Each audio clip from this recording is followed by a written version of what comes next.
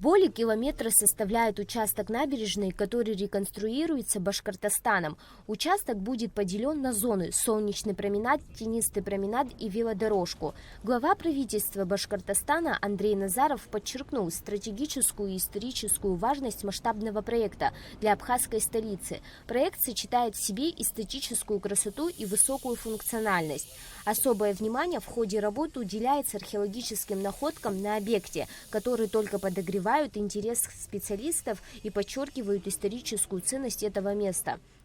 Правильное выражение: всем миром мы делаем эту набережную и будем ею гордиться. И для того, чтобы наши потомки, в общем-то, понимали, что мы здесь, в общем, дружной такой одной семьей жили, работали и созидали.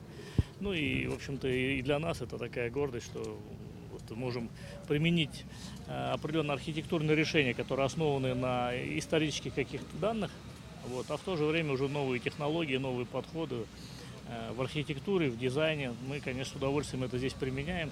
Уверен, что это будет одна из лучших набережных в мире. Спасибо всем за это.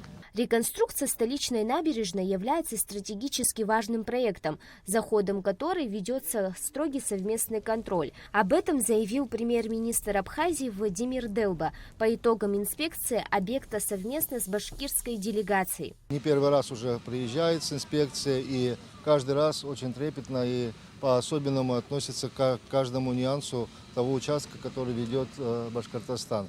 И сегодня это тот случай, когда мы в очередной раз вместе смотрим, что делают строители, как входят ли они в установленный график. Только что было сказано, что все основные работы будут завершены в срок. Конечно, есть особенности, есть нюансы, в том числе и надо, безусловно, признать и погодные условия, которые нам не позволяли своевременно, начинать. Сроки работ были скорректированы из-за переноса подземных коммуникаций, что позволило сохранить ценные многолетние деревья. Проект по реконструкции набережной Сухума реализуют при поддержке Краснодарского края, Татарстана, Башкортостана, международного аэропорта Сухум и абхазских предпринимателей. Милана Агарба, Нава Чхинджерия, Ахра Амичба и Налва Сурия, Абхазское телевидение.